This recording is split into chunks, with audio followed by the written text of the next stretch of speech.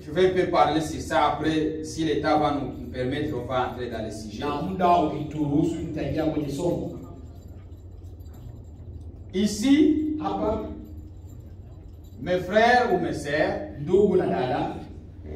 si par exemple il y a une sœur ici, et peut-être il est enceinte, ou il a un enfant, et peut-être nos sœurs disent non, nous voulons faire quelque chose pour soutenir cette sœur. Ou bien il y a un frère ici qui est dans les besoins. Et les groupes de frères disent que non, nous voulons faire quelque chose pour aider ces frères-là. Vous êtes les bienvenus de les faire. peut dire, est-ce qu'on peut faire? Ici, quand on a commencé, quand on était encore moins nombreux, quand il y avait une famille qui avait un bébé, on contribuait pour soutenir cette famille. Parce que l'enfant qui doit naître, ou l'enfant qui est né, c'est notre enfant. Alors on faisait ça pour soutenir la famille. Quand le nombre de gens s'augmente, on ne peut plus prendre cette charge et les mettre sur l'église. Parce que l'église a beaucoup de charges. Mais vous, mes sœurs, ou bien vous, mes frères, si vous pensez qu'on va aider une sœur ou un frère, faites ça. C'est bien. Lisons un peu l'Écriture. Éphésiens, on commence par Éphésiens. Non, lisons d'abord, on lisait Galates chapitre 6. Verset 9 à 10. Galates chapitre 6. Verset 9 à 10. Frère Sylvain, tu peux encore lire si vous avez encore cette écriture-là. Galates 6, chapitre 9 à 10. Ne nous lassons pas de faire le bien. Car nous moissonnerons au temps convenable. Si nous ne nous lâchons pas. Ainsi donc, pendant que nous en avons l'occasion,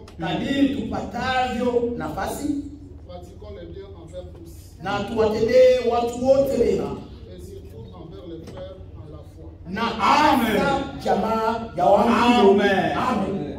Ne nous lassons pas de faire le bien, mes frères et sœurs, car nous moissonnerons au temps convenable.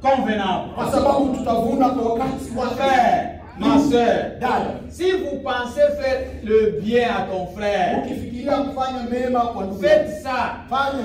Vous n'avez rien perdu. Vous devez savoir qu'il y a de bénédiction à celui qui donne, pas à celui qui reçoit. Béni celui qui donne. C'est pourquoi faites le bien. Vous moissonnerez. C'est-à-dire quand vous faites le bien, vous plantez. C'est une semence que vous avez semée. Alors Dieu viendra pour faire pousser cette semence au moment convenable, au moment opportun. Vous allez moissonner. Il continue, Paul continue à dire. Ainsi donc, pendant que nous avons l'occasion, il y a des occasions qui se présentent. Peut-être une sœur est éprouvée. Tu ne l'as jamais visité. Ça, c'est une occasion pour que tu puisses aller le visiter. Peut-être une sœur, tu ne l'as jamais aidé. Mais elle a un bébé. Laissez-moi aller le voir. Pendant que vous avez l'occasion, alors faites le bien à tout le monde. Même à ton ami au travail, ta femme a mis au monde. C'est une l'occasion. Ni njoo wakati. Tu peux aller le visiter. Unaweza kutembelea. Faites ça à tous. Fanya hayo kwa wote. Mais la Bible ici insiste. Lakini Biblia hapa inakazia. Surtout. Hasa. Aux frères. Kwa wandugu. Pas seulement aux frères. Sio tu wandugu. Il a dit déterminer. Alimalizia Pas kama aux frères dans la chair. hapana wandugu katika mwili. Surtout. Hasa. Pas les sœurs. Asiologique. Hapa tumezaliwa nao. Les sœurs dans la foi. Ambao ni katika imani. Amen. Nous avons la même foi ici. Croyez-nous tous que Jésus-Christ est notre sauveur? Croyez-vous que William Branham est le prophète de Dieu? Croyez-vous que nous avons la vérité? Alors, faites les biens à ses frères ici, à ses frères. C'est ça ce que dit l'Écriture. Faites de bien. Quand je vois frère Sébastien, il est dans le besoin. Frère, il faut profiter de l'occasion. Ah, que Dieu le bénisse aussi. Parfois, il me fait des surprises. Il faut toujours faire des biens quand vous avez de l'occasion. Profitez ça. Vous s'aimez, vous allez écouter. David a dit, Daudi amesema, j'aime cette écriture. Napenda andiko hilo. C'est Psaume chapitre 37. Zaburi 37. Ah, j'aime ça. Lisons ça. Tusome. Imekuja katika fikra. Psaume 37. Zaburi j'aime cette écriture vraiment. C'est Zaburi. une écriture d'or. Ni andiko la thamani. Une écriture très importante. Andiko la muhimu sana. Chapitre 37. 37. Lisons verset 25. Na tusome mstari wa 25. Frère aimé. Ndugu aimé. Utilisez les yeux là. Tumia yale macho. Tu peux pas? OK. Merci. Frère Fabien, tu peux lire aussi? Lisez. Lisez frère, cette écriture. Psaume chapitre 37, verset 25. Ah.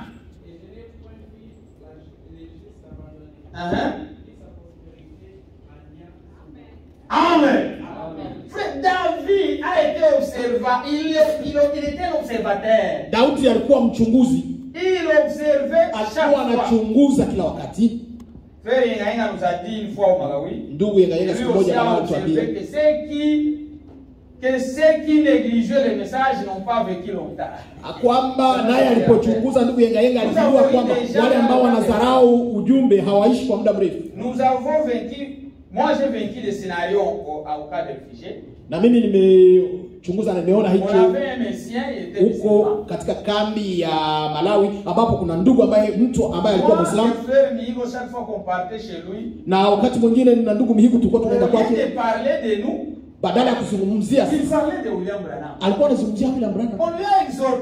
Tumemshauria akasema laissez parler de nous, abandonnez ces messieurs là. Kuzungumza huyo mtu bora tuzungumzia sisi.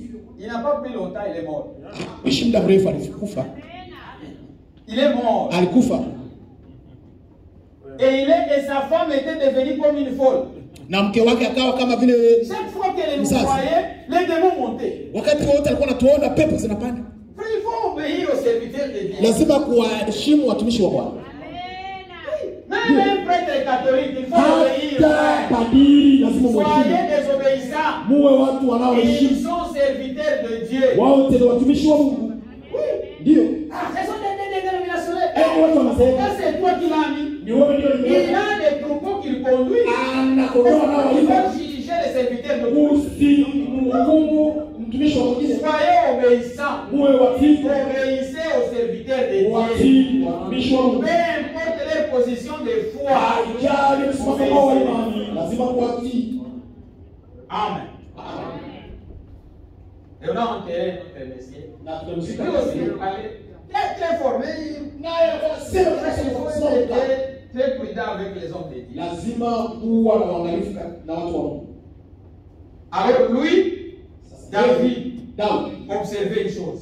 Frère, depuis sa jeunesse, il a dit, j'étais jeune. Maintenant j'ai vieilli. Quelle observation! C'est-à-dire dans la vie de David, lui observait toujours les pas des justes. alikuwa tunachunguza hatua ya Faisait les actes de justice. wale ambao walifanya Il matendo les ya haki. observait. Alikuwa anawachunguza Et il a tiré une conclusion. na akamalizia, Si quelqu'un tout près de vous dort, il faut les réveiller. mtu karibia kulala utikise, Il faut être vigilant. Il faut lazima muangalie. vérifier. Nous combattons les démons, frères. Tunapiganisha Et pepo nous voulons que chacun puisse saisir. na tunataka kila mmoja ashike. Je sais que nous avons beaucoup travaillé. Najua kwamba tumelimika sana, Mais lakini ici aussi, il faut travailler. hapa nako nakufunika. Ndio Faites le bataille. fanyeni muda wa ziada. Il observait une chose. Alikuwa anachunguza kitu. Je n'ai point vu les justes Mwenye haki abandonnés. ameachwa, Pas seulement les justes, sio tu mwenye haki, ni sa postérité. hata mzao wake, C'est-à-dire yaani ses enfants watoto wake et ses grands, hein?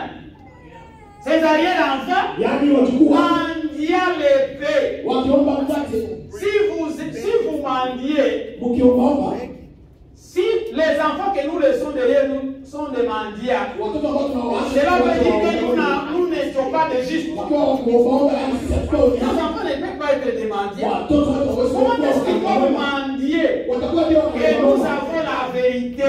Nous les enseignons la vérité. tunawafundisha Frère, la Bible nous dit enseignez les enfants la voie à suivre. wafundisheni watoto njia ya kufuata. Mon devoir et moi, Mike, Kazi yangu mimi c'est d'enseigner mes enfants. ni kuwafundisha watoto wako. Et la Bible nous dit Na Biblia inatuambia quand ils grandiront, ils watakapokuwa ne l'abandonneront pas. hawataiacha. C'est même plus à moi de dire aux enfants, tenez ça, non, non, non, non. Sio kwangu sasa kuambia watoto shikeni hiki, C'est enseigner. kwangu ni kufunza. Dieu aussi viendra Mungu naye atakuja. écrire ses enseignements dans les cœurs des enfants Na kuweka yale pour qu'ils ne les mafundisho katika abandonnent. mioyo ya watoto ili wasiache. Hivyo Vous faites votre part. wewe unafanya Dieu jambo fera na Mungu aussi sa part. na atafanya sehemu yake.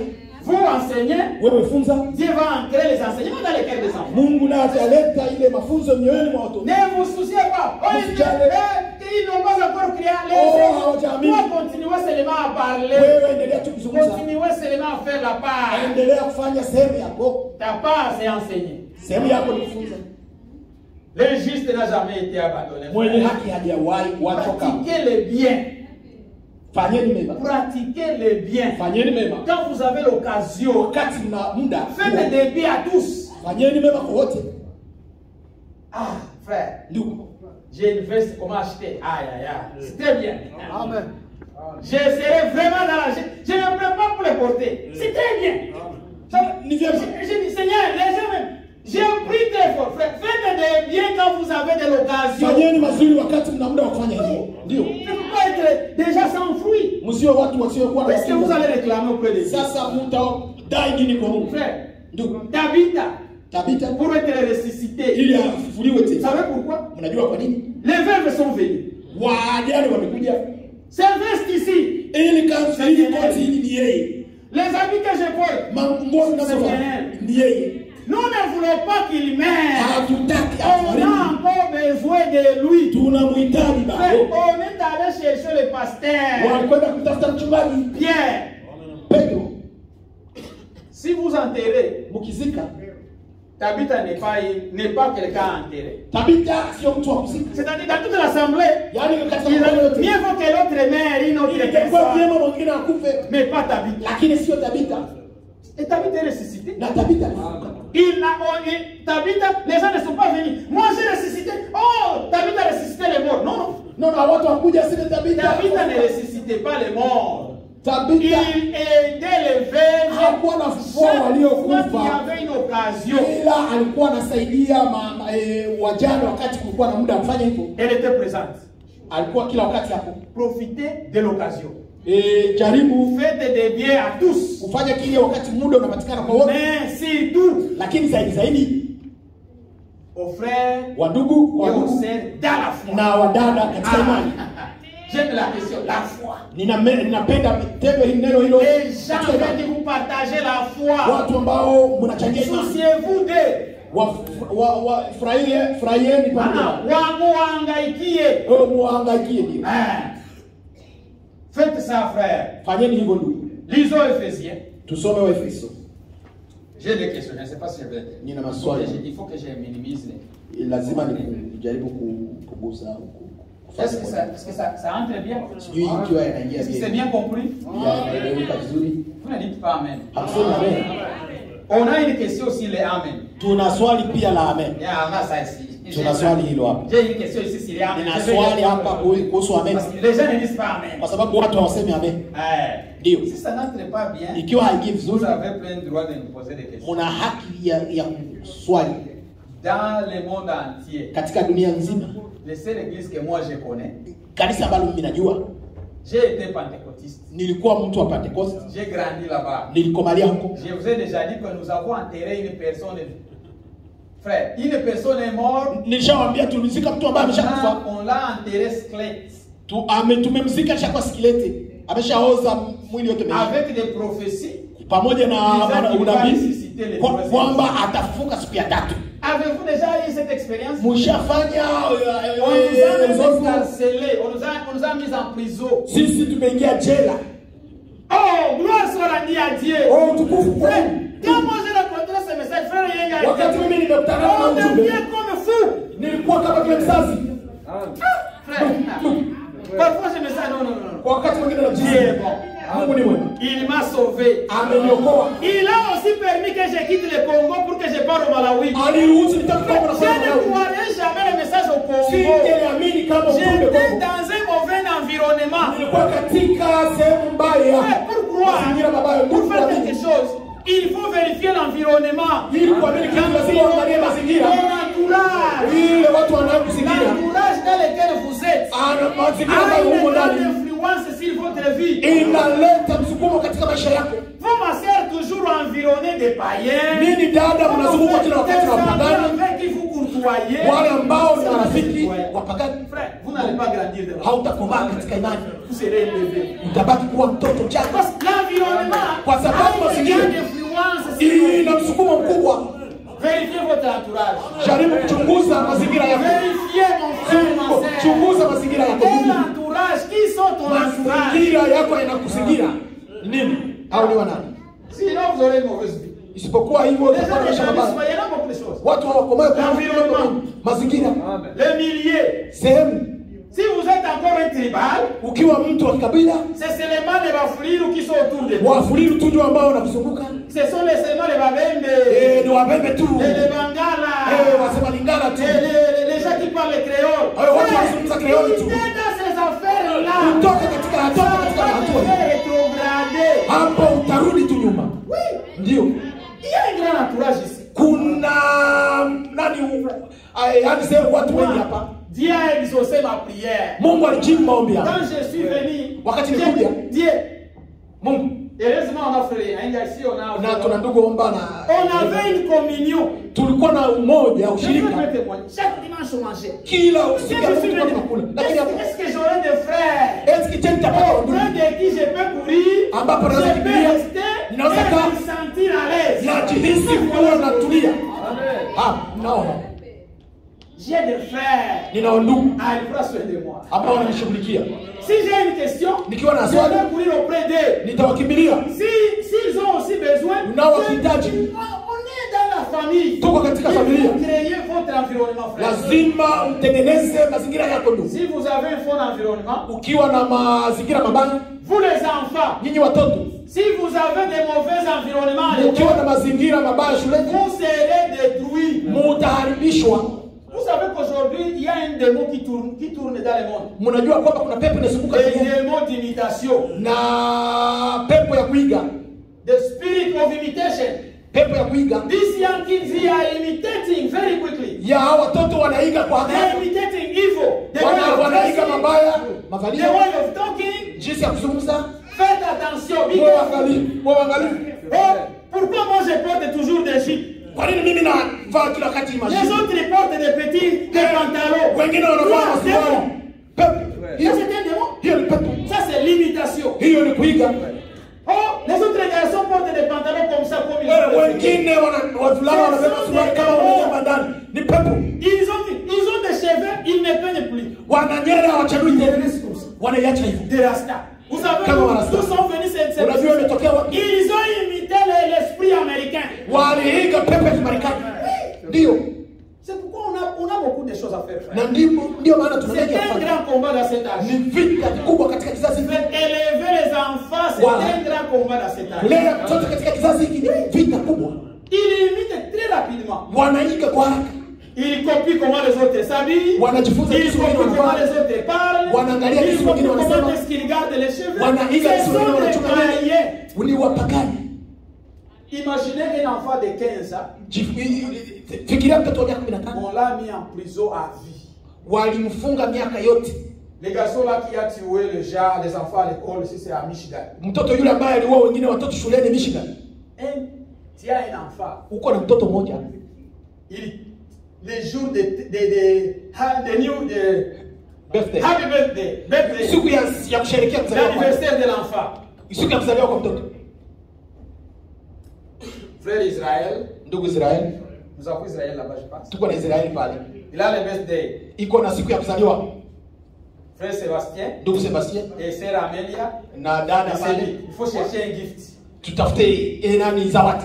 Il part acheter une arme. Wanakwenda kununua silaha. C'est ce qui est passé. Na ndicho kilifanyika. Ils ont acheté une arme Wakanunua silaha comme un don kama à zawadi l'enfant. kwa mtoto. Mais il faut que l'enfant utilise les dons. Lazima mtoto atumie Ça c'est zawadi. pour lui. Les parents l'ont acheté. Watoto walinunulia. Le prophète Branham a prêché un sermon. Na ndugu yule Les dons appropriés. sasa zawadi Il faut chercher des dons. Il y a des bons dons. Des dons. zawadi nzuri.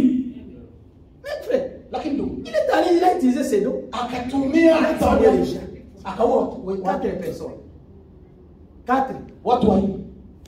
Aujourd'hui, Leo son père est en prison. baba yake yuko jela, Sa mère est en prison. mama yake yuko jela, Lui-même, na yeye mwenyewe prison à vie. maisha yote À l'âge de 15 ans. kwa miaka 15. Qui a causé ça? Nani alifanya atasababisha? Frère, qui a causé ça? Ndugu wecha, nani alisababisha? Hein? Les parents. Quel parent? Parents. Soyez précis. Lazima mwa. Hein? Hein? Quel parent? Non, non, j'ai fait quel? C'est les démons, oui. C'est qui? Ni nani? Les parents non point. Quels sont ces parents-là? Quand je dis parents, il y a papa, maman, il y a... Ninaposema baba na mama ukuna. Vous savez la cause? Mnajua sasa Ce n'est pas son père de l'enfant, sio baba mtoto. c'est le grand-père. Ni baba yao. Ce qui montre babu. que son père aussi n'a pas été bien élevé. Yaani babake naye Si vous n'avez pas été bien élevé, vous n'allez pas élever notre terre. na wao hawezi kulea mwingine vyema. Ndio. Si vous avez été mal éduqué, Ukifunzwa mbaya vous allez aussi éduquer mal les na autres. wao utawafunza Et wengine. même la génération à venir sera aussi mal éduquée. Mais nous avons eu la grâce. Nous sommes bien éduqués. Alors, nous voulons voir les fruits de l'éducation de la parole de Dieu dans nos maisons. Il faut que cela soit visible. Palpable. Pourquoi est-ce que vous êtes chrétien? Les enfants ne ressemblent même jamais. Ça c'est faux. Tu dois retourner. Tu dois vérifier. J'ai des garçons. Je les ai dit. Aussi longtemps vous vivez dans ma maison. Frère, vous allez venir à l'église. Question de croire, non. Quand vous sortirez, vous êtes écrit. Vous avez, mais on ne peut pas avoir des lois dans une maison. Ça c'est faux. Les enfants ont leurs lois. L'enfant aura sa loi. Papa aussi a une loi. Quelles sortes de maisons? Quelqu'un m'a pris une situation hier quand je suis allé voir le frère Willonja. Un monsieur m'a dit, quand quelqu'un a des problèmes, il ne se soucie plus de qui il parle, de qui il parle. Vraiment, cette femme, nous vivons avec elle. J'ai fait des projets en Afrique. Il ne m'aide pas. Il ne m'aide pas. Elle ne m'aide pas. Même payer rente. mien. Pour payer à manger, je contribue. Lui aussi contribue. Alors, je n'avais pas d'argent pour payer les rentes. C'était le mois que je devais payer. Elle a refusé de me donner son argent. Je suis allé chercher l'argent chez autrui, chez quelqu'un d'autre. Ça, c'est une maison. Mes frères, ça, c'est une maison. Cette maison est brûlée. N'ayez pas de telles choses.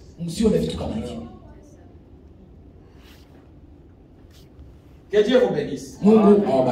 Frères, nous sommes ici. Faites le bien à tout le monde. Quand vous avez de l'occasion, profitez de cette occasion de faire le bien. Alors la question vient.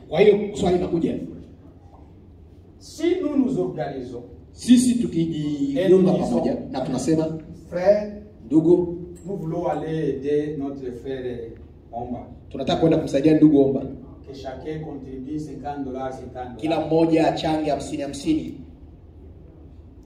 Ça c'est très bien. Si nous sommes au nombre de 5, nous nous sommes convenus, nous avons dit, nous allons contribuer $5, $50, $50. Si nous nous sommes convenus comme ça, le frère Sébastien a le droit de venir et me demander, frère, toi tu n'as pas encore contribué. Nous sommes convenus. Nous avons dit non, nous allons aider tel frère, chacun va le faire. Si toi tu n'as pas encore apporté ta part, l'un de ces groupes-là a le droit de venir te demander. Ça c'est une dette, oui. Ils ont une paix. Ecclésiaste. Moubiri. Chapitre 5, verset 4.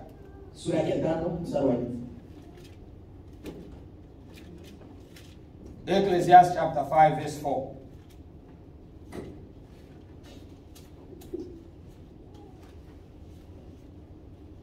Brother bien-aimé. Can you read for us? Yes. Yeah, anytime. No, read in English. Do you have English there? Oh, no. Okay. Lisez, okay. Lisez. Oh, okay.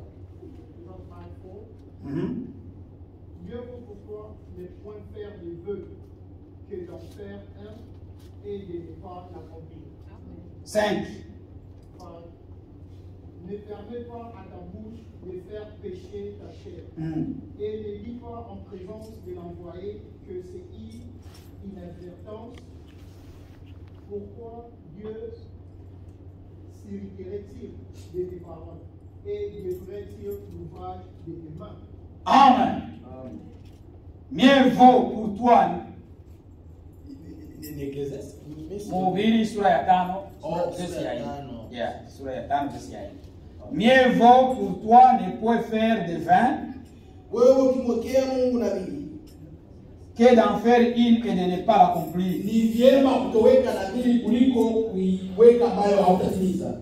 Ne permets pas à ta bouche de faire pécher ta chair.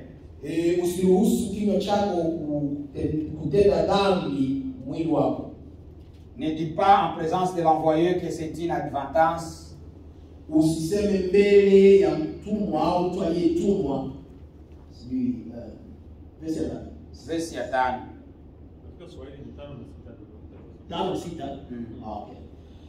Usikiache kinywa chako kukosesha mwili wako, wala usiseme mbele ya huyo malaika ya kwamba umepitiliwa. Kwani Mungu akukasirikie sauti yako na kuiharibu kazi ya mikono yako. Amen. Amen. Amen. Frère, ndugu, quand vous faites un vœu, c'est-à-dire vous avez accepté de faire quelque chose. Vous vous êtes convenu qu'on va payer ça. Mais vous ne le faites plus. Alors si quelqu'un vient te dire non, oui, c'est tu dis ah frère, j'ai fait une erreur, je ne pensais pas le faire. L'ange sera furieux. Et il va détruire, pas seulement il va aussi détruire l'œuvre de tes mains. C'est pourquoi Ndio maana il ne faut pas être très vite lazima usiwe de faire un fait. kufanya nabii. Comme nous sommes convenus, Kama vile parce tumesikilizana, que c'est peut se convenir. wadada wanaweza On peut dire sikilizana, non, il faut faire le baby shower. au tufanye Notre sherehe ya mtoto kuzaliwa. Ça c'est bien. Hivyo ni vyema, Il faut l'accomplir. lazima kutimiza hivi. Ça, ce sont des bonnes choses à faire. Hiyo ni mambo mema ya kufanya. Cela ne dit pas, oh, tu peux même le faire en cachette. Hiyo na unaweza hata kufanya kwa siri. Non, non. Haimaanishi kwamba unaweza kufanya kwa Ah, siri. ils ont une écriture ici. Tusome andikwa. Il y a une écriture pour bien expliquer ça. Ili Matthieu kuweza chapitre kueleza 6. mzuri. Matthieu chapitre 6. Mathayo sura ya 6.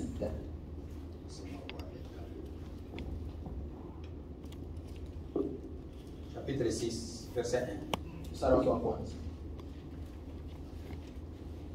Parce qu'il y a des choses, nous voulons que les gens comprennent bien. Kuna mambo ambayo tunataka watu waelewe vizuri. Verset 6, chapitre 6 de Matthieu, verset 1. On va lire jusqu'au verset 3. Il dit ceci. Gardez-vous de pratiquer votre justice devant les hommes. Angalieni msifanye wema wenu machoni pa watu, pour en être vu. kusudi mtazamwe. Autrement, Lakini vous n'aurez point de récompense auprès de votre Père qui est dans les cieux. mkifanya kama hivyo hampati thawabu kwa Baba yenu aliye mbinguni. Quand vous faites un bien, Unapofanya chema, il ne faut pas annoncer. usitangaze. N'allez pas dire que c'est moi qui aide. Asante mimi ndio nasaidia. Le microphone là que vous Ile voyez, mikrofoni unaona? c'est moi qui ai acheté ça. Ni mimi ndio nilinunua. Ces caméras là, Unaona ile kamera? c'est moi qui ai fait ça. Ni mimi ndio nilifanya. Si tu fais ça, Ukifanya hivyo, ma sœur, dada yangu, mon frère, ndugu, tu es déjà récompensé. mshapata thawabu. N'allez plus dire Dieu, moi j'ai fait des offres. Voilà, j'ai été à l'église, j'ai fait. Oh, Maria nimesaidia kanisani. Tu cherchais les louanges des hommes. Ulitaka sifa za watu. Tu voulais que les gens sachent que tu as donné. Ulitaka watu wajue Tu es récompensé. Mungu Dieu alishakulipa. t'a déjà récompensé. Mungu alishakulipa Ça, c'est les récompenses. na hiyo ni zawadi. Mais Lakini si vous faites de bien, kama unafanya vyema, vous êtes seulement calme. uko kimya, Oui. ndio. Dieu sait ce que tu as fait. Mungu anajua ulichokifanya. Il va te récompenser. Atakulipa. Alors si on s'accorde, on dit que non, on va aider telle personne. Toutes les sœurs ici disent nous allons aider. Wote wanasikizana. On va donner $50. Tutatoa 50. Si Rehema donne, tout le monde sait qu'il a donné $50. Kila rehema kitokea mtu atatoa alitoa 50. Ça, ce n'est pas ce qui est dit ici. Sio ndio kenye kimesema. Ce qui est dit ici, c'est quand vous faites votre dos.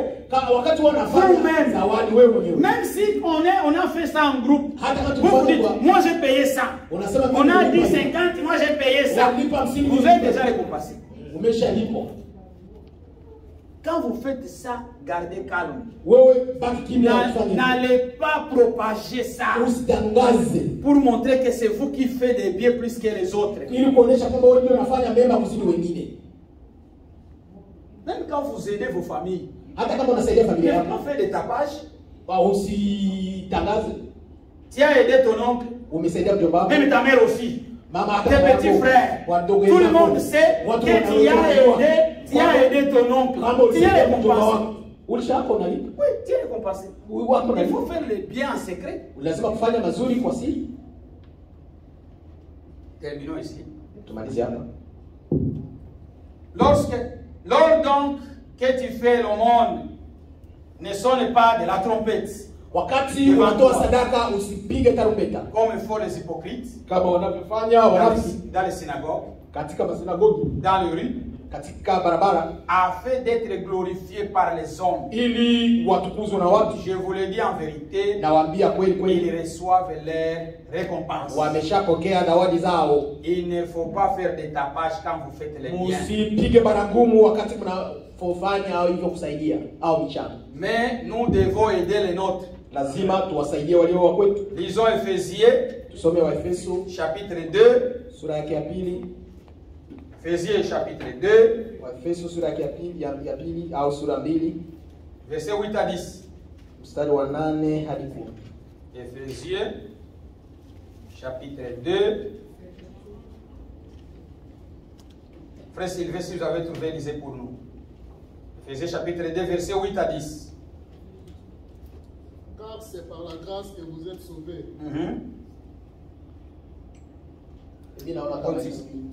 Éphésiens chapitre 2, verset 8 à 10. Kwa maana mumeokolewa kwa neema. Par le moyen de la foi. Kwa njia ya imani. Et cela ne vient pas de vous. Ambayo hiyo haikutokana na nafsi zenu. C'est le don de Dieu. Ni kipawa cha Mungu. Ce n'est pas par les œuvres. Wala si kwa matendo. Afin que personne ne se glorifie. Mtu awaye yote asije akajisifu. Il y a des gens qui veulent se glorifier. Kuna watu wanataka kujisifu. Ils font des biens, se glorifient. Wanafanya mema. On les connaisse. Non, tu es récompensé directement si tu fais ça. Hapo umenalipwa tayari ukifanya hivyo. Car nous sommes son ouvrage. Maana tu kazi yake.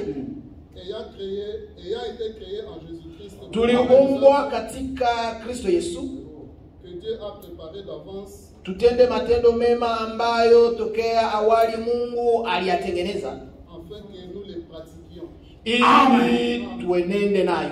Il y a de bonnes œuvres kuna matendo mema que Dieu a préparé d'avance ambayo Mungu que nous devons pratiquer.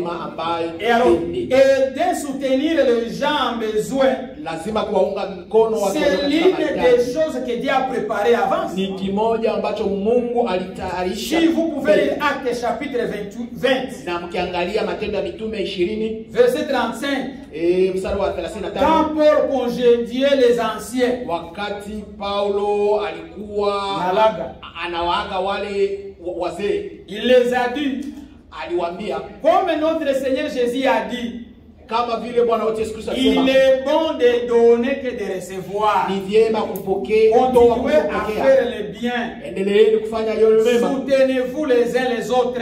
Msaidianeni nyinyi kwa nyinyi. Mes sœurs, soutenez vos sœurs, mon frère. Dada, ungeni mkono dada zenu na wakaka waunge mkono kaka zenu. Nous soutenir les uns les autres. Tuko hapa ili kushikana mkono au kuungana mkono. Le soutien yani peut être kuunga mkono en prière, vous priez les uns pour les autres. Ça, c'est un soutien. Quand vous priez pour un frère, oh Seigneur, aidez mon frère tel pour qu'il puisse avoir ça. Il a besoin d'une maison, donnez-lui ça. Vous soutenez ce frère. Quand il est malade, Seigneur, guéris notre frère. Ça, c'est un soutien. Il y a aussi le soutien financier.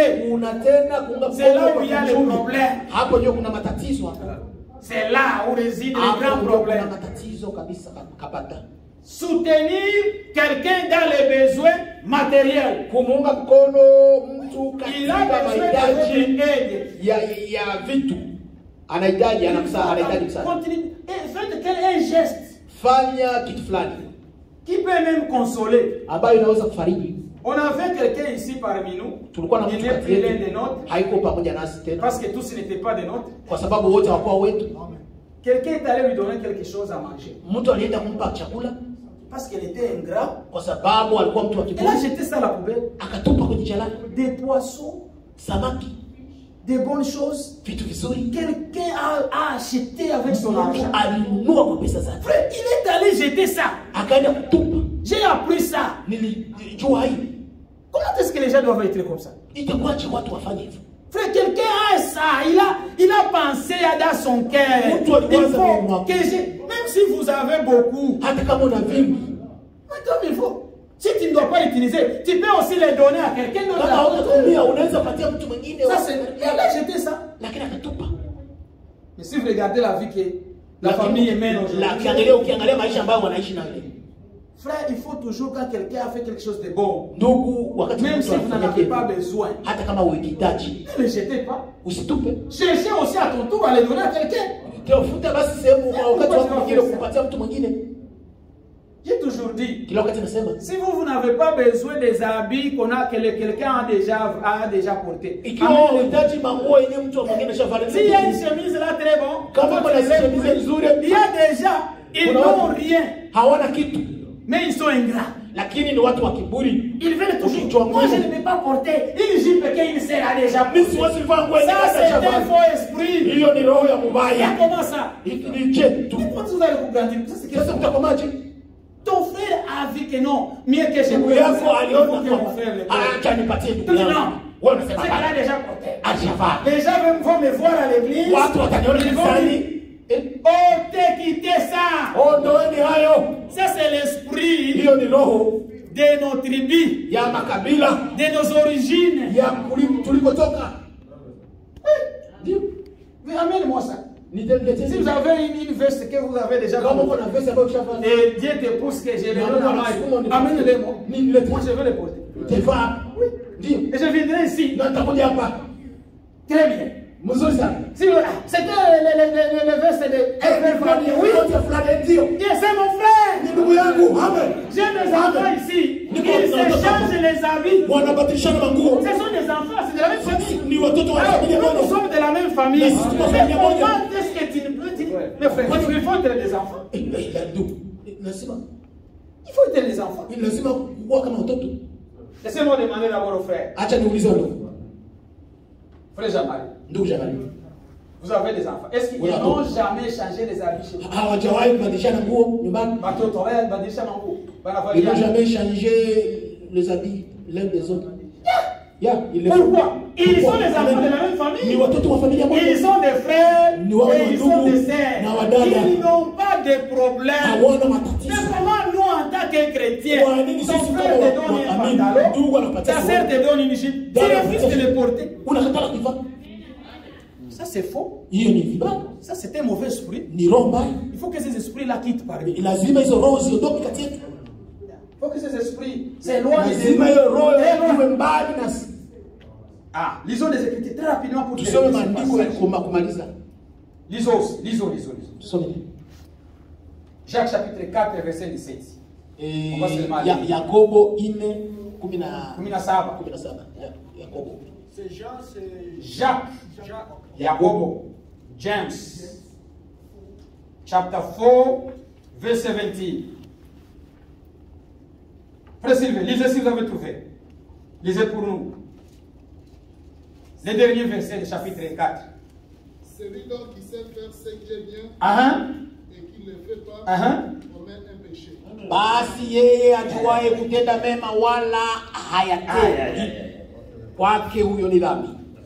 Frère, Ndugu, le péché c'est quoi? dhambi ni nini? C'est connaître ce qui est bon Ni kujua yaliyo à mema faire na et tu ne le fais pas. na uitendi Il a commis un péché. umetenda dhambi. Il faut faire le bien. Lazima kufanya mema. Si vous savez que si je fais ça c'est bien, Ukijua kwamba nafanya hiki vous avez péché. na usikifanye umetenda dhambi.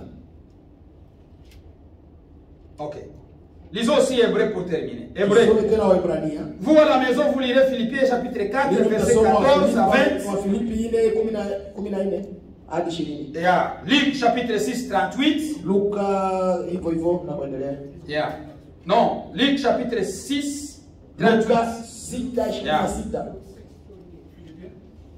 Lisons Hébreu. Oh, Philippiens chapitre 4, 14 à 20. Et Luc, yeah. Et Luc chapitre 6, 38. Lisons maintenant Hébreu chapitre 13, verset 16. 13 mstari. Mstari wa 16. Hebrew 13. Oh, Yes. Biblia yangu imeshabomoka. Yeah, sorry. Hébreu 13, 16. Il est dit ceci. Et n'oubliez pas la bienfaisance et la libéralité, car c'est dans tel sacrifice que Dieu prend plaisir. Dieu, frère, vous avez trouvé ça? Il y a un verset. Ok, verset 16. Okay. Yeah. Lakini msisahau kutenda mema na kushirikiana. Maana sadaka kama hizi ndizo zimpendezazo Mungu. Frère, il faut faire quelque chose qui plaît à Dieu. Lazima kufanya kitu ambacho Et parmi les choses qui plaît à Dieu, c'est la bienfaisance. Ni kufanya mema. Faire le bien. Kufanya mema. Et la libéralité. Na katika hali ya kushirikiana. Il faut avoir la communion. Lazima kuwa na ushirika. Il faut que dans ton cœur tu te sens que je puisse visiter quelqu'un. Lazima roho yako jihisi, lazima nitembelee mtu. Il faut voir ça. Lazima uwe na hiyo. Ces désirs doivent être là. Tamaa. C'est ça, C'est ce qui plaît à Dieu. Que Dieu vous bénisse. Faites-le bien. Si vous voulez aider quelqu'un, vas-y. Parlez-vous, aider quelqu'un. Ça, c'est une bonne chose. Alors, l'autre question ici. Est-ce qu'il est bon de battre les mains quand on fait la prédication? Pourquoi on dit pendant la prédication? Est-ce que c'est bon? Pendant la prédication. On va répondre. Premièrement, lisons Ecclésiaste. Chapitre 5, verset 1. Il faut savoir pourquoi nous venons ici.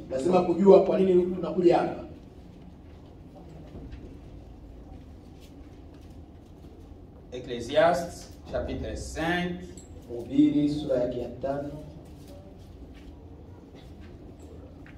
Verset 1. Si quelqu'un a trouvé, peut lire. Prends garde à ton Dieu lorsque tu entres dans la maison de Dieu. Jitunze mguu wako uendapo nyumbani kwa Mungu. Approche-toi pour écouter. Maana ni heri kukaribia ili usikie kuliko kutoa. Chapitre 5, verset 1. Ecclésiaste. Yes. Réalisez, frère. Soma tena upya. Prends garde à ton Dieu. Jitunze mguu wako lorsque tu entres dans la maison de Dieu. uendapo nyumbani kwa Mungu. Approche-toi pour écouter. Maana ni heri kukaribia ili usikie plutôt que pour offrir les sacrifices des insensés. Kuliko kutoa kafara ya wapumbavu. Amen. Car ils ne savent pas qu'ils font mal. Ambao hawajui kuwa wafanya mabaya. Hein? Ya 5 Ecclésiaste, chapitre 5, verset 1. Si ne te presse pas d'ouvrir la bouche et que ton cœur ne se hâte pas d'exprimer une parole débordée, car Dieu est au ciel et toi sur la terre. Ah, ok. Dans votre Bible, vous avez Louis II. C'est chapitre 4, verset 17. Louis II, c'est chapitre 4, verset 17. Yeah. C'est là qui ont d'autres traditions, c'est chapitre 5, verset 1. Oui. Ok, c'est bien. Oui. Chapitre 5, dans d'autres traditions, sauf en Swahili, c'est 5. Mais dans Louis II, c'est chapitre 4, verset 17. Ok. Prends garde à ton pied lorsque tu entres dans la maison de Dieu. Approche-toi pour écouter. Frère, quand nous venons ici, l'objectif principal qui nous amène ici, c'est d'écouter. Quand vous quittez chez vous, c'est pourquoi j'ai dit aux frères, aux sœurs, pendant la prédication, ce n'est pas le moment d'aller à la toilette. Chaque fois, à la toilette. Un peu de temps. Ça, ce sont des démons. Ils veulent t'éloigner de la parole. Il faut vous soulager avant. Vous les enfants, vous venez ici pour adorer. Every time outside, I'm just going to the bathroom. I'm going to the bathroom. Bathroom. Those are demons. No, those are demons. Those are demons. Oh, hizo ni pepo. Ni mapepo. Pendant la prédication, tu pars. Wakati wa mahubiri unaenda. Il faut faire attention. Nous venons ici pour écouter. Alors, chaque chose doit obéir pendant que nous sommes ici. Amen. Pour écouter. Tout bruit qui doit être ici ne doit pas être pour déranger quelqu'un pour qu'il n'écoute pas. Que chaque chose se fasse dans la bonne ordre. Parce que les gens, quand vous... J'ai cherché ça, quand j'ai cherché le YouTube, il y a une assemblée. Frère, un frère parle quelque chose, il bat les mains.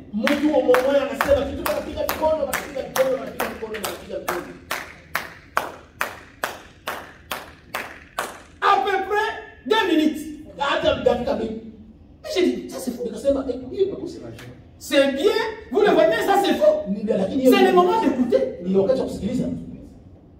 Il y a une autre assemblée quand quelqu'un parle. Ils avaient mis les livres comme ça.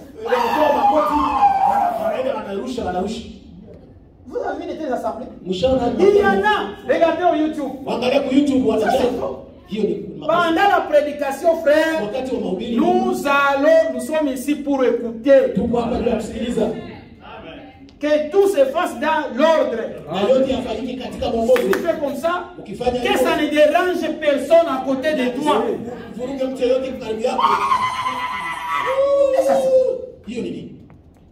Il faut régler toutes choses.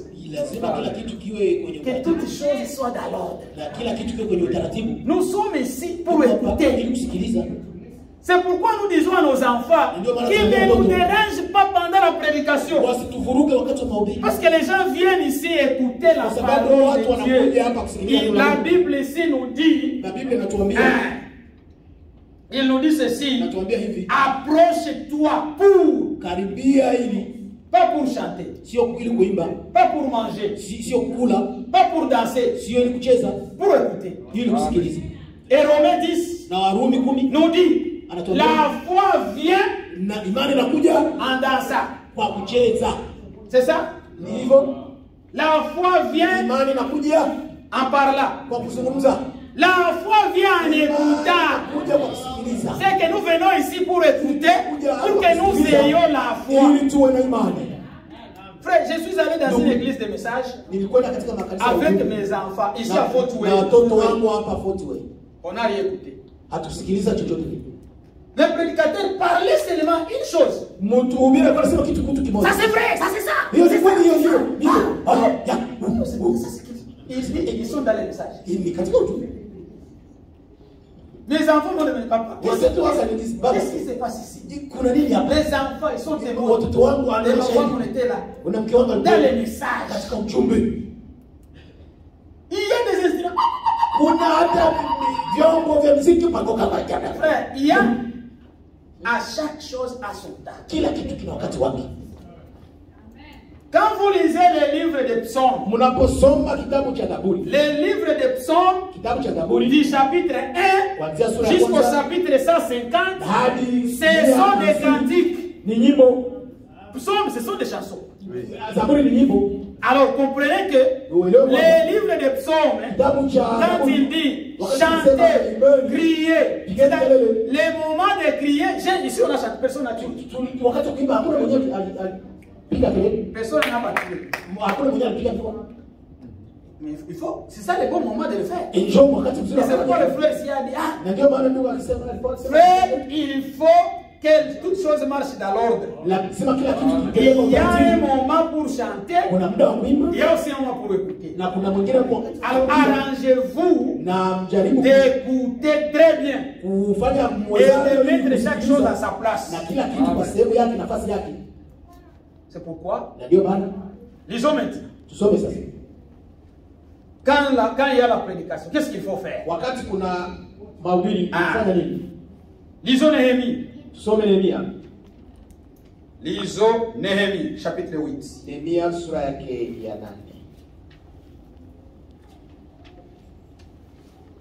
Et c'est bien? C'est bien compris? Amen. Néhémie, chapitre 8.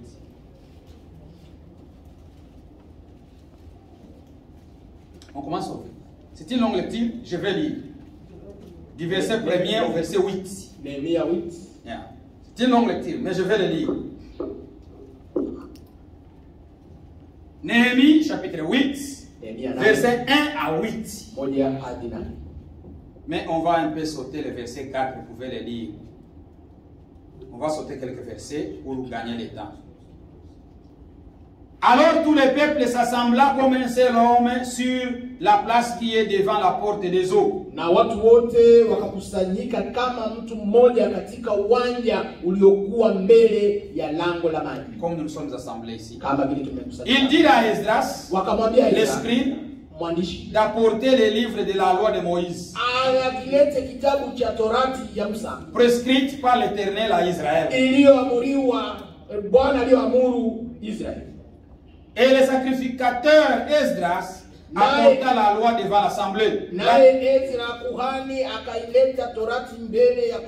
Composé d'hommes et de femmes et de tous ceux qui étaient capables d'entendre.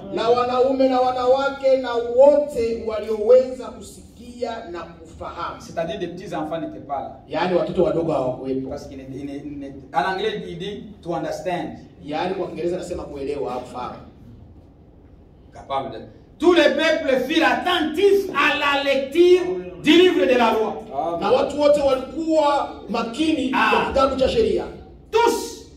Tous étaient attentifs à la lecture. Frère, ne commencez pas à dormir pendant qu'on fait la lecture du livre de la loi. Il faut être attentif. Tous étaient attentifs. On sort du verset 4, il y a des noms là-bas, vous lirez. Lisons le verset 5. Esdras ouvrit les livres à la vue de tous les peuples. Car il était élevé au-dessus de tous les peuples. Si on peut faire une estrade. Ça c'est une estrade. Lorsqu'il l'eut ouvert, tous les peuples s'étaient en place. C'est pourquoi nous disons aux gens, quand nous lisons la, quand nous levons-nous pour lire la parole, il y a déjà qui restent assis. Ils n'obéissent pas à cette écriture. Tu ne dois pas rester assis. Même si tu es malade, essayez. Parce que les livres qu'on ouvre pour lire, c'est les livres de la guérison.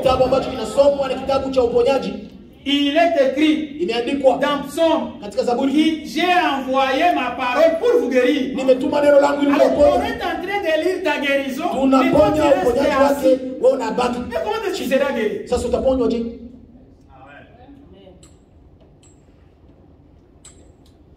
Ah.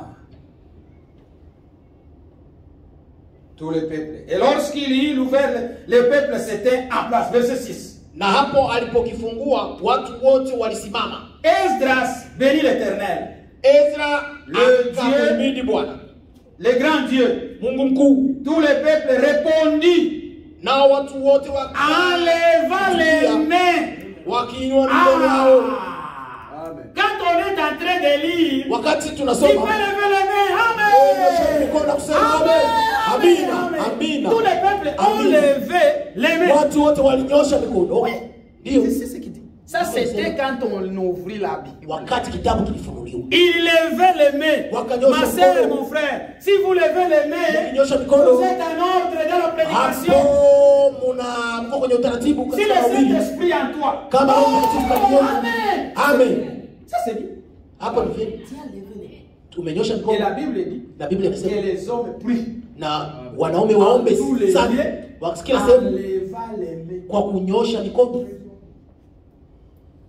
Ça c'est ici.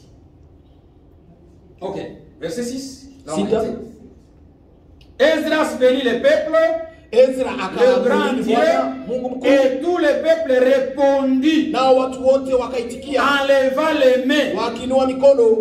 Amen. Amina. Amen. Amina. Vous n'avez pas dit Amen. Levez les mains, dites Amen. Levez les mains et dites Amen.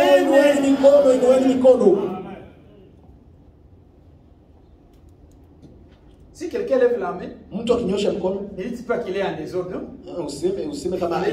C'est pendant la prédication. Amen. Amen. Mais faites attention de ne pas cogner quelqu'un auprès de vous. Je ne sais plus ce qui m'a dit, si c'est frère Omba ou si c'est frère Zaindula. Dans ce message, je pense que ça doit être frère Zaindula. Quelqu'un dans l'assemblée, il est même sorti, il a donné des coups à la chair. Amen. La chair était détruite.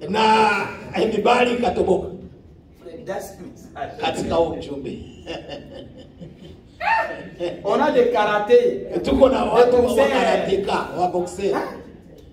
Frère, comment est-ce que tu vas faire ça? Ili je utafanya tu hivi. Dans ces messages. Katika ujumbe. Pas dans les dénominations. Dans ces messages. Katika ujumbe. Quelqu'un fait ça. Mtu anafanya hivi. Dit Jésus sous l'onction. Niko kwenye upako. Oui, ça c'est l'onction. Ndio ni upako. Mais toute onction ne vient pas de Dieu. Lakini upako wote haitoka kwa Mungu.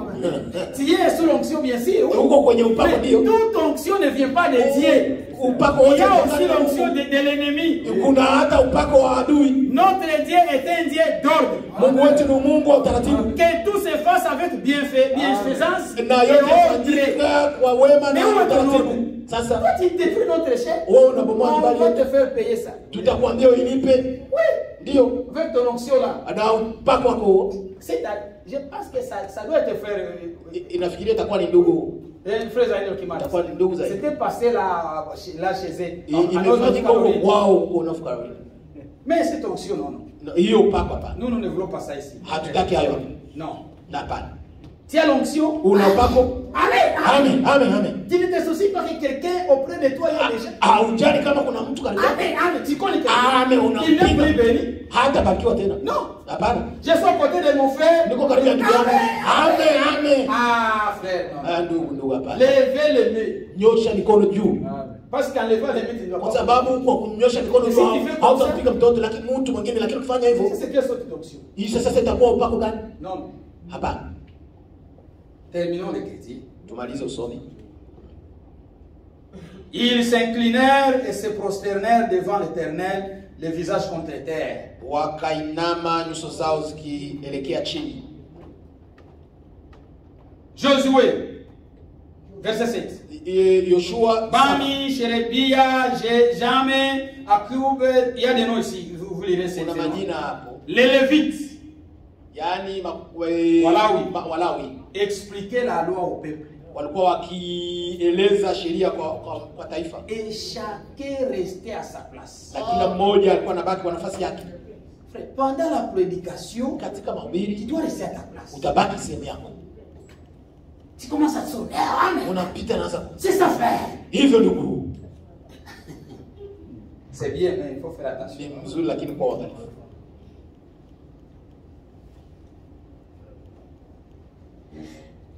Faut faire attention. Lazima kuwa mwangalifu.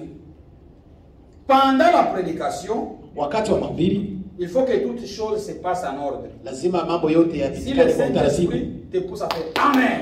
Roho Mtakatifu kusukuma kupiga mikono amen. Ça ne soit pas pour déranger quelqu'un. Isiwe kwa isababishe kuvuruga mtu mwingine. Si tu bats les mains, ukipiga mikono, ça ne dérange personne.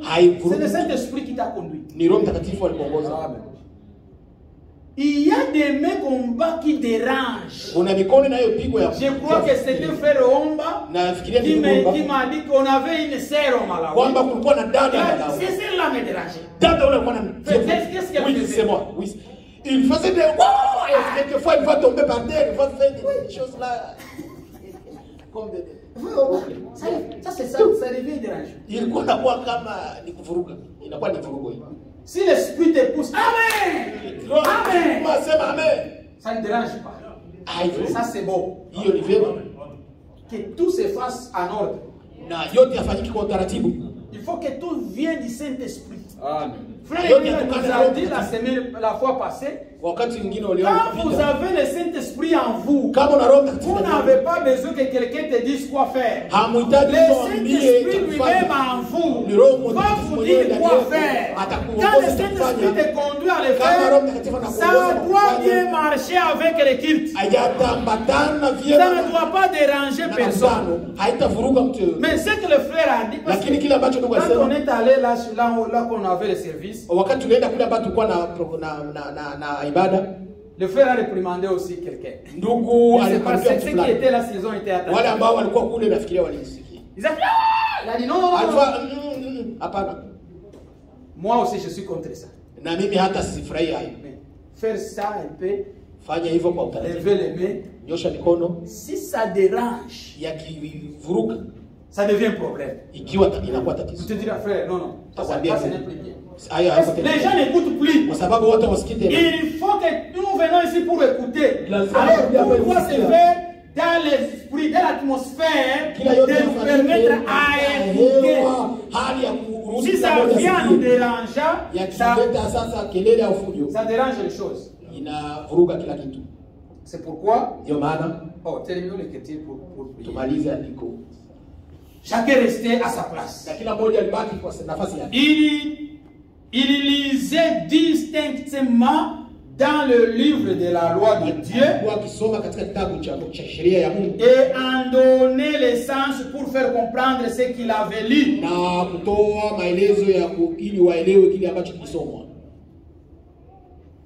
Lisons pour terminer. Deuxième Corinthiens.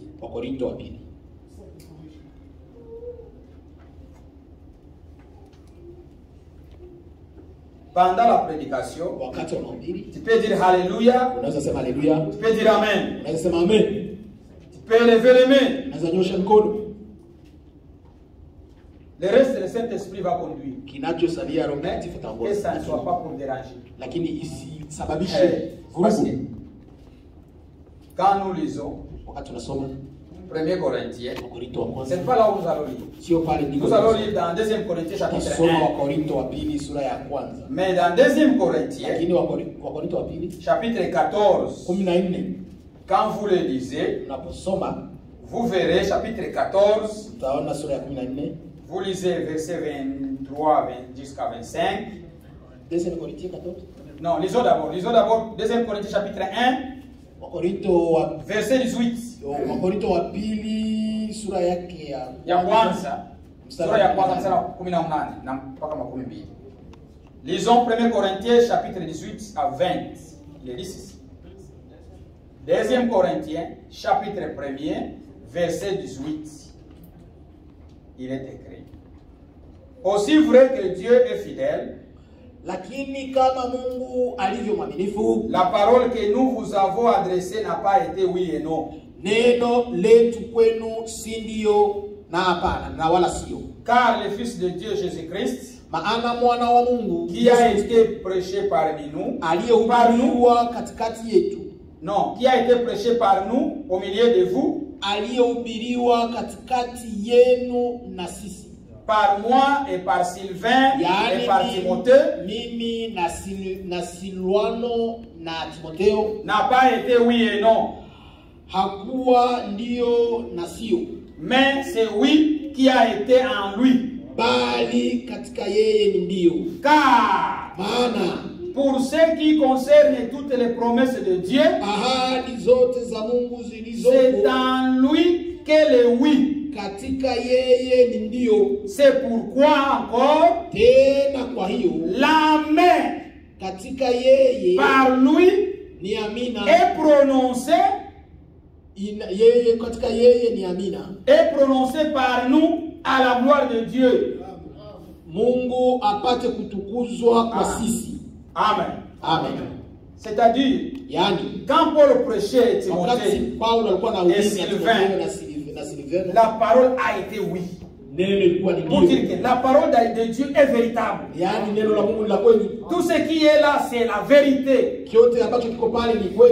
Il n'y a pas de mensonge dans la parole de Dieu. Alors, quand les gens écoutaient la parole, ils l'accentuaient en disant Amen.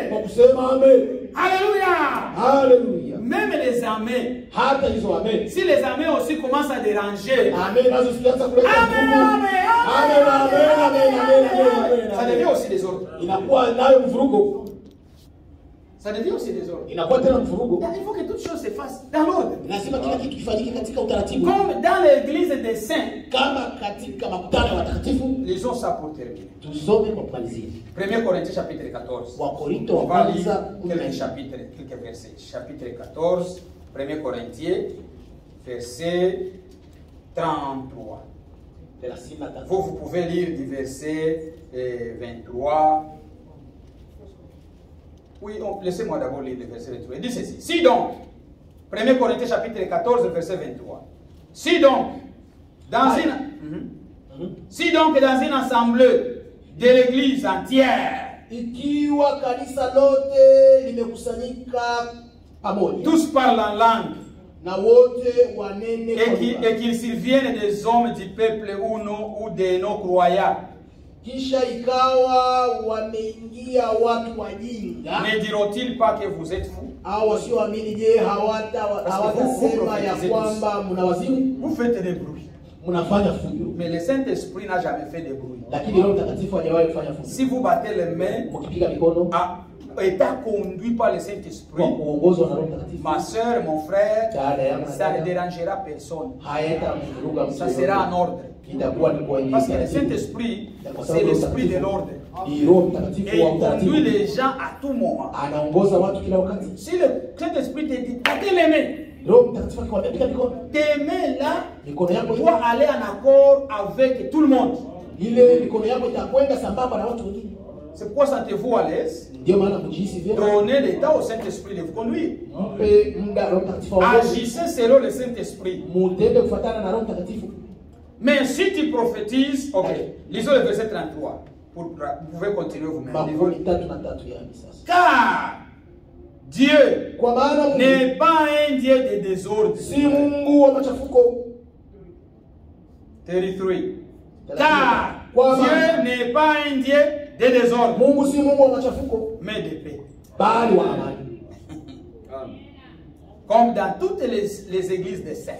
Il y a des églises qui ne sont pas des saints. Ils font n'importe quoi. Mais dans l'église des saints, le Dieu des saints, il est Dieu d'ordre. Lisons le verset 40. Mais que tout se fasse avec bienséance et avec ordre. Faut qu'il y ait l'ordre dans tout ça. Alors si vous battez les mains pendant la prédication, faites attention que tes battements de mains ne dérangent personne. Quand vous poussez un cri, le bon moment de pousser le cri, c'est pendant les cantiques. Pendant qu'on chante. Pendant qu'on chante, c'est le moment pour faire notre ennemi. Même lorsque nous aurons des instruments de musique, nous allons demander aux gens là de régler leur voix de façon que leur voix ne domine pas nos voix. La musique ne doit pas faire beaucoup de bruit plus que nous. Quand on chante, la musique doit être dans la manière où nous, nos voix sont entendues. Mais les pianos, les drums, non, non. Ça doit être réglé dans les niveaux que nos voix soient entendues. La dernière question, la dernière chose ici, je veux seulement le dire. Frère, dans nos Bibles ici, il est écrit, béni soit l'Éternel. Vous avez ça dans vos Bibles? Il y a des Bibles qui sont écrites comme ça. Ça, c'est une mauvaise interprétation. On ne peut jamais bénir Dieu. Non. Il ne faut pas le dire. Il ne faut pas. Mungu abarikiwe. Que Dieu soit loué. Non, Dieu soit béni. Comment toi, l'inférieur, tu dois bénir le supérieur? Mais non. Le terme qui serait mieux serait de dire loué soit Dieu. Pas béni Dieu. Béni soit le nom de Dieu. Non, non, non. Le nom de Dieu est déjà béni. Nous n'avons rien à bénir. Nous, c'est adorer le nom de Dieu et louer le nom de Dieu. C'est pourquoi Hébreux chapitre 7, chapitre 7, verset 7, il nous dit ceci. Le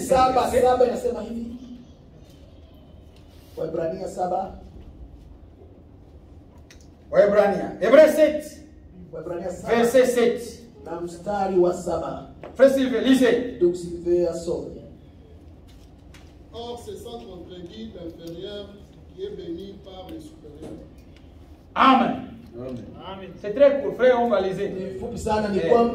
Wala haikanushiki kabisa kwamba mdogo ubarikiwa na mkubwa. Amen. Amen. C'est le supérieur qui bénit l'inférieur. Mkubwa ndiye anabariki mdogo. Est-ce que je peux aller auprès de Bill Gates? Je naweza enda kwa Bill Gates. Je dis, il te bénit. Nakwambia nakubariki. Financièrement, je te bénis. Anakubariki kiuchumi. Est-ce que c'est possible? Ndio zinawezekana. Haiwezekani. Quand est-ce que tu dois bénir? La terre Dunia et tout ce qu'elle renferme na vyote appartient à Dieu. viko kwa Mungu. Le ciel Mbingu et tout ce qu'elle contient na vyote ambavyo vimo lui appartient. Alors, qu'est-ce que toi tu vas lui donner? sasa utampatia. Ça, ce sont des mauvaises traditions de la Bible. Ils ont mal interprété ces mots-là bénis. Ils allaient dire, loué soit l'Éternel. Et non béni soit l'Éternel. Ce sont deux mots différents. Bénir et louer, c'est différent. Aussi, mes frères, ne dites jamais à un prédicateur, quand je terminais à prêcher, vous venez auprès de moi ou auprès de mon frère, vous dites frère. Non, vous avez trouvé. Merci frère. Merci pour la prédication. Ça c'est faux. Frère Branham a dit, ne dites pas merci à un prédicateur. Il faut éviter il y a des termes qu'il faut éviter dans le langage. Nous sommes bien réglementés. Il ne faut pas dire merci à un prédicateur quand il termine à prêcher. Ah frère, nous avons été bénis par ta prédication. Merci, merci, merci beaucoup. Non, non, non, non, non, non. Le remerciement va aller auprès de Dieu. Mais c'est que tu peux lui dire que Dieu te bénisse mon frère. Parce qu'il a besoin de la bénédiction. Mais les remerciements vont auprès du Père. C'est pourquoi il est dit dans Luc, chapitre 17, verset 10. Et je termine. C'est ça, c'est que Luc. Chapitre 17, je pense, ça doit être le chapitre 17. Verset 10. Si quelqu'un a trouvé ça, il peut lire. Luc chapitre 17, verset 10. Ah, c'est verset 10. Frère Sylvain, vous avez trouvé ça? Vous de même. Vous de même. Quand vous avez fait tout ce qui vous a été ordonné, mtakapokwisha kufanya yote mlioagizwa, semeni, nous sommes des serviteurs inutiles. Sisi tu watumwa wasio na faida. Nous avons fait ce que nous devions faire. Tumefanya tu yaliyotupasa kufanya. Amen. Amen. Nous sommes des serviteurs inutiles. Sisi ni wafanyakazi wasio na faida. Mon frère, ne venez pas dire à moi, ah, merci frère. Merci frère. Ça c'est faux. Faut lui dire qu'il Dieu te bénisse. Ne cherchez pas à glorifier les hommes. Nous sommes des serviteurs inutiles. Nous ne méritons rien. C'est seulement une grâce qui nous a accordé d'un don. Ce n'est pas ton don. C'est pas ton don. Non. C'est un don que Dieu t'a fait. Tu n'as rien à recevoir. Des remerciements. On te jette des fleurs. J'ai vu même on fait des tapis rouges dans des églises. C'est vraiment horrible dans ces messages. C'est horrible. Vous savez pourquoi? Ils ont rejeté l'enseignant. Ils ont rejeté frère Franck.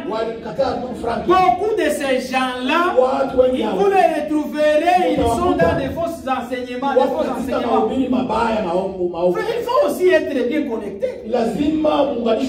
Oh, les messages. Et même les messages. Frère, il ne faut pas remercier. J'ai dit ça à un frère.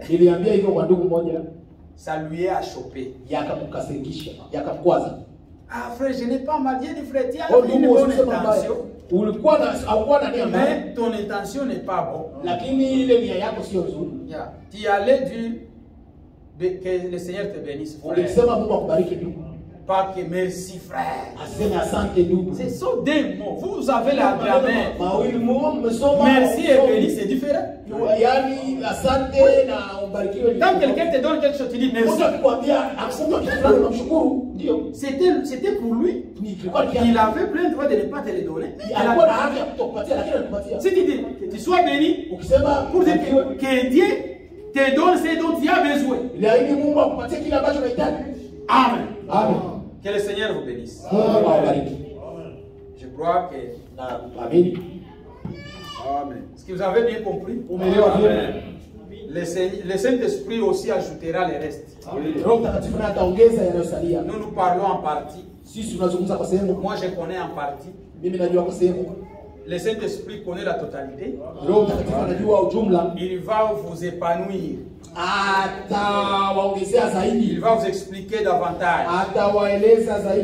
Mais allez-vous en paix et laissez le Saint-Esprit agir en vous. Car quand le Saint-Esprit agit en vous, il va agir dans l'ordre.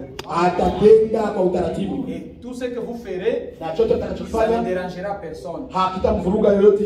Moi, je n'ai jamais reçu aucune complainte que quelqu'un a battu le mien ici, ça lui a dérangé. Parce que là, ça se fait dans mais si on commence à recevoir des plaintes, laissez le Saint-Esprit agir dans vos vies. Je ne peux pas vous dire en normal que non, fais ça, c'est faux. Si le Saint-Esprit te pousse ça dans l'ordre, comment est-ce que ça va être? Mais les vraies habitudes des enfants de Dieu, il y a les Amen et Alléluia. Levez les mains en haut au nom. Amen. Amen. Pas beaucoup de choses, Si ça dérange, ça devient fou. Que Dieu vous bénisse. On va un peu chanter pour prier. Il y a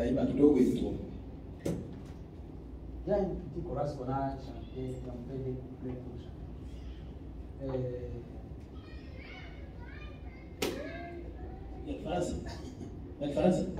Non, je dis quand je vois X-Way, je passe. C'est moi.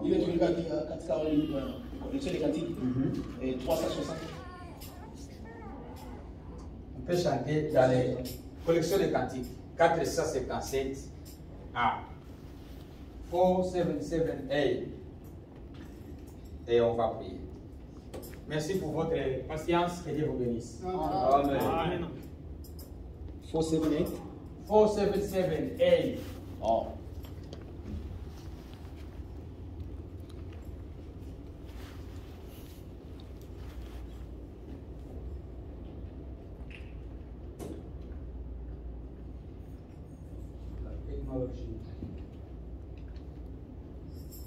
Je suis heureux, voilà la raison. Jésus m'a donné son vrai pardon.